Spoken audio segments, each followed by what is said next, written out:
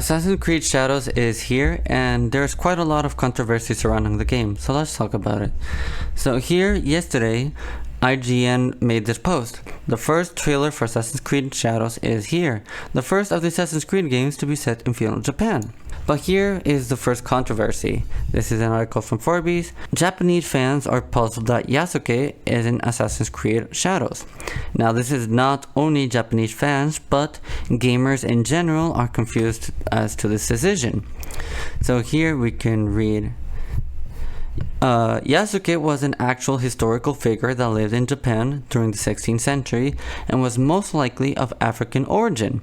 He would also have been around during the time period that this game is set. However, almost nothing is really known about Yasuke, which in part means he's a great narrative blank slate to work with, but that isn't also without its pitfalls. You see, gamers have been waiting for Assassin's Creed to come to Japan for years now. It's the land of ninjas, the epitome of stealth, so it has always been a perfect fit for a gaming series built around stealthy assassinations in an interesting historical context. The issues start with the fact that the other protagonist is Yasuke, and he's now a samurai. The issue here, and one that Japanese gamers are pointing out in the trailer and somewhere else online, is that Assassin's Creed is a series about retaining a certain degree of fidelity to actual historical events.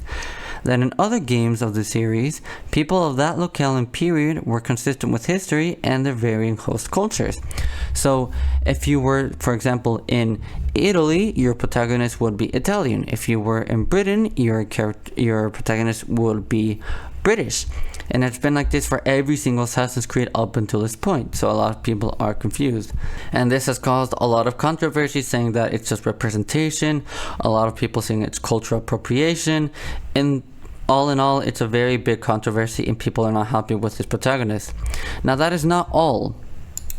Here, according to Wario64, which is a great source of news on Twitter for everything gaming, Assassin's Creed Shadows pre-order on US PSN is $70 USD and is out November 15th. According to PSN, Assassin's Creed Shadows is an online play required. So basically, Assassin's Creed has always been a single player focused game. So requiring the user to be always connected to online makes no sense whatsoever. So here we have a post from Kenshirotism, thank you by the way, spamming "I love modern gaming" 4 times.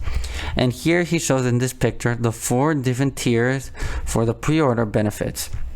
So we have Standard Edition, Gold, Ultimate, and a second Ultimate Edition, but instead of actually pre-ordering the game, it's simply subscribing to Ubisoft Plus, which is their version of Xbox Game Pass, and then all of the benefits of the Ultimate Edition. Now, as you might have noticed, the price tags are quite hefty. Standard Edition is $70, Gold Edition is $110, and Ultimate is a whopping $130. If you read the benefits, you can very clearly see a season pass. And a lot of people are wondering why the heck a mostly single player video game has a season pass. Obviously this is simply just to milk even more money out of consumers. They also include an ultimate pack. I don't know what this has, but overall a very hefty price tag and a very scummy way of monetizing the game even more. So here we are going to read a little bit about what Japanese users and consumers are saying about this game. So take this with a little bit of a grain of salt, because these are Google translations and they are not always on point. However, they are mostly consistent and reliable most of the time.